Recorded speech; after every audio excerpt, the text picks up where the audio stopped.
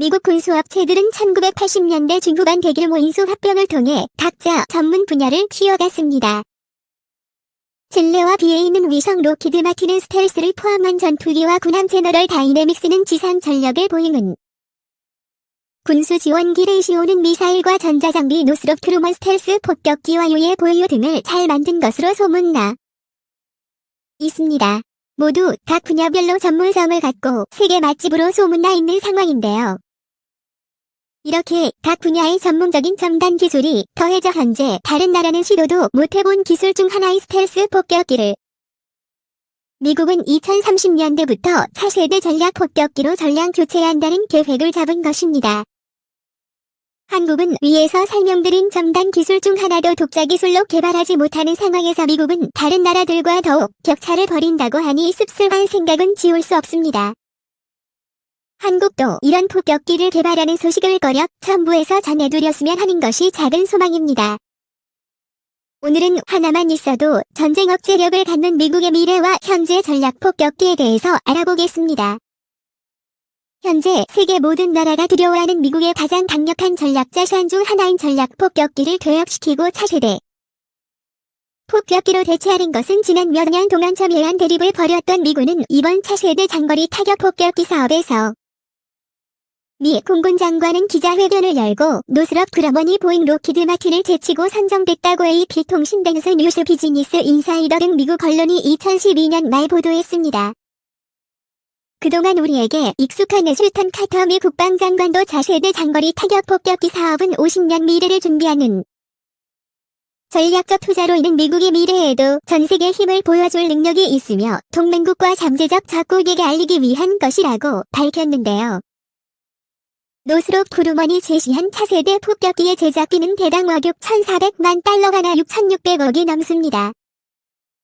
현재 미국이 사용 중인 전략 폭격기 가운데 비원서와 비트 스피릿 B-50의 스트레이트 포트리스를 대체할 차세대 전략 폭격기 B-21을 2025년까지 개발하고 최소 80대에서 최대 100대를 도입한다는 계획을 추진하고 있다는 것입니다.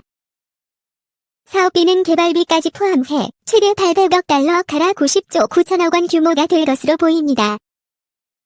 이번 노스럽 그러머니 계약을 따는 미 공군의 차세대 장거리 타격 폭격기는 만든 지 60년이 된 B-52H와 40년 가까이 된 B-1 빅초를 대체하는 초음속 스텔스 전략 폭격기를 말합니다.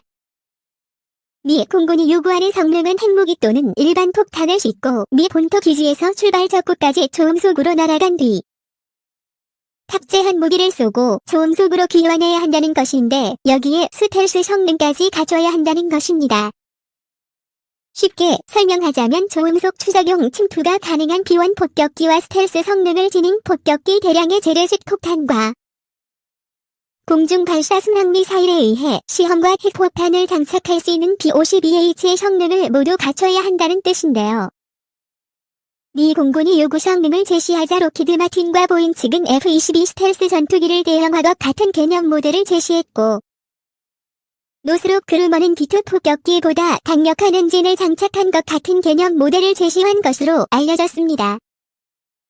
미 공군의 계획대로라면 2020년에서 2030년 사이 B-21차세대 폭격기가 실전 배치되면 미국은 항공모함에서 발진할 수 있는 무인 스텔스 폭격기 X샷-1와 더불어 북한이나 이란은 물론 중국, 러시아를 상대로 엄청난 억제력을 갖게 된다는 뜻입니다. 미 공군은 B-21차세대 폭격기가 개발되면 B-52 폭격기와 함께 꾸준한 개량을 통해 50년가량 사용한다는 계획을 세워놓고 있는데요. 차세대 폭격기 사업은 지난 2010년 처음으로 눈을 댔으나 당시 지나치게 규모가 크고 비용 또한 많다는 이유로 한 차례 취소되었지만 국제정세의 변화로 인해 중국과 북한의 위협에 따른 변화가 다시 사업 재개를 추진한 원인으로 알려져 있습니다. 1952에서 1961년 사이에 모두 10정을 제작해 실전 배치된 B-52는 이에 따라 50년 넘게 운영되는 명품 폭격기로 자리매김하게 된 것인데요. 미 공군은 현재 미 공군 기지와 박스델 공군 기지에 72대의 B-52 위치를 분산 운영 중인데 B-52는 최근에도 아프가니스탄 반군 탈레반의 돈 줄인 마약 제조 시설 등에 대한 대대적인 공습작전에 참가하는 등 노입장을 과시했습니다. 이는 1952년 초로 비행을 한 이후에 거의 60년가량 비행해 오고 있기 때문입니다. 생산된 대수만 해도 744대에 이릅니다. 또한 P-52의 이치는 최대 27톤 이상의 폭탄을 싣고 2,400km 이상을 날아가서는 폭격하고 돌아올 수 있습니다. 무려 8개의 엔진이 달린 83톤짜리 대형 폭격기인 P-52는 출력, 항속거리, 력중량이라는 세 가지 측면에서 당대 최고를 기록한 역사의 산물입니다. 무려 1000km에 이르는 속력으로 당시에는 전투기들조차 쫓아하기 힘들었고 공중급유 장치가 장착되면서 거의 무한정으로 계속 비행할 수 있었습니다. 21세기에 들어서는 현역에서 물러날 듯했던 P-52는 다시 일선의 부름을 받았습니다. 9.11테러에 대한 보복으로 미군이 북한으로 파견된 것입니다.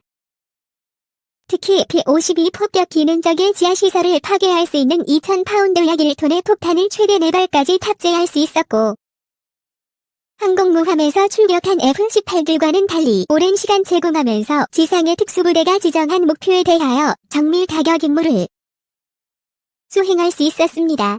그렇기 때문에 P-52는 21세기 전쟁에서도 줄기차게 활약하고 있습니다. 대테러 전쟁을 맞이하여 근접 항공 지원을 위해 칸을 위해 정밀 포병으로서의 역할도 수행했습니다.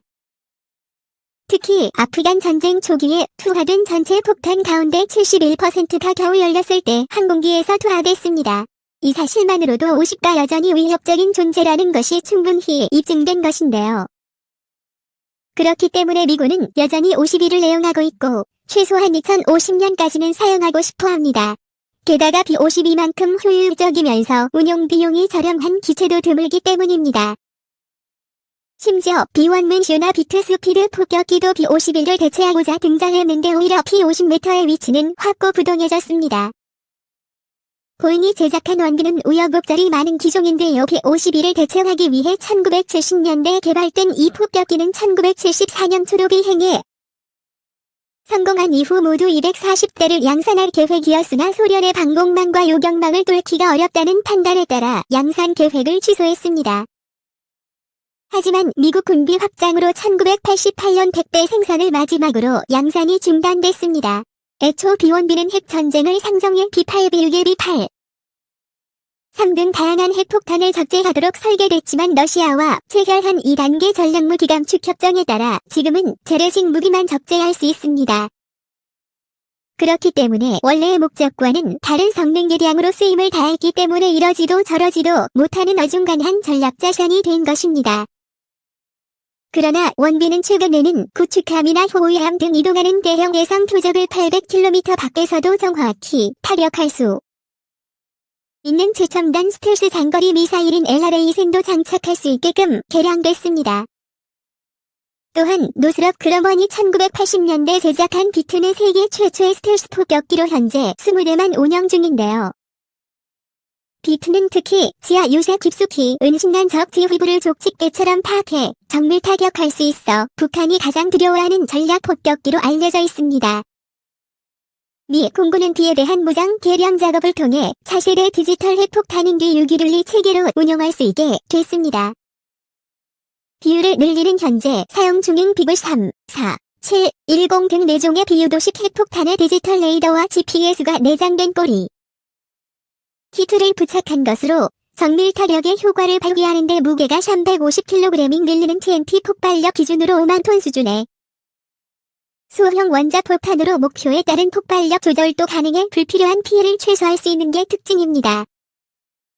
또한 비유눌리는 특히 원거리에서 발사해도 표적에서 벗어나는 원형 공산 오차 시 피도 30m에 불과할 정도로 정밀도를 자랑한다. 하지만 빛의 치명적인 단점이 존재했는데도 성능 면에서는 문제가 없었으나 가격과 운용비가 비싸도 너무 비쌌다. 돈 많은 미국도 비추는 운영하기 벅차한 기종이었는데요. 뒤탄 한 번 일으켜서 하늘만 찍고 내려와도 약 40억 원의 비용이 소요되기 때문입니다. 그렇기 때문에 미 공군이 활발하게 진행 중인 B-50H는 개량 작업에는 차세대 항전장치 지도 표시 시스템 적재 무기 확대 등이 포함되어 있습니다. 미 공군은 B-52H를 오는 2050년까지 유지한다는 계획에 따라 엔진 성능 및 기체 개량 작업을 2단계로 진행할 예정입니다. 이로써 B-52는 3대가 조종하는 비행기가 아닌 4대가 조종하는 비행기로 거듭나게 된 것이죠. 할아버지부터 손자까지 조종하던 폭격기였던 B-52는 이제 증손자까지 운용하게 된 것입니다. 현재 개량 사업 중 1단계는 지난해 마무리되었으며 2단계는 오는 2022년까지 마무리될 예정입니다. 2단계 개량 작업은 합동 정밀 직격 탄저휘 등과 같은 내부 무장을 강화하고 내부 무기 개량 작업으로 무기 적재량이 기존보다 66%가량 늘어나게 돼 예전보다 적은 충격으로도 훨씬 많은 표적을 타격할 수 있습니다. D-50의 위치는 핵탄도 적재가 가능한 에이즈에 밀리고 순항미사일 12발과 에이즈의 8. 6개 순항미사일 수발 외에도 각종 재래식 탄두와 점단 유도미사일 등 30톤의 무기를 적재할 수 있습니다. 개량 작업을 통해 또 날개 하단에 씌는 폭탄을 제거함으로써 연료 효율성도 높일 수 있게 됐는데 연료는 덜 쓰면서도 장착량은 훨씬 많아져 슈퍼 폭격기로 탄생하게 된 것입니다. 전략 폭격기는 보유하는 것만으로도 주변국을 위협할 수 있는 무기입니다. 전략 무기나 비대칭 무기는 이런 무기를 사용해서 무서운 것이 아니라 보유하는 것만으로 전쟁 억제력을 갖는 것입니다. 현재 한국은 아직까지 이렇다 할 전략 자산이 없는 것이 사실입니다. 하지만 최근 몇 년간 급격한 성장을 이룩하고 있습니다. 첨단 기술 개발뿐만 아니라 독자 개발이라는 과업을 달성으로 주변국이 무시 못하는 한국으로 거듭나고 또 빠른 시일 내 세계가 놀라워하는 전략 자산을 보유하는 한국이 되길 기대하겠습니다. 지금까지 세상의 모든 이야기거리를 얘기하는 거리 추구였습니다. 시청해주셔서 감사합니다.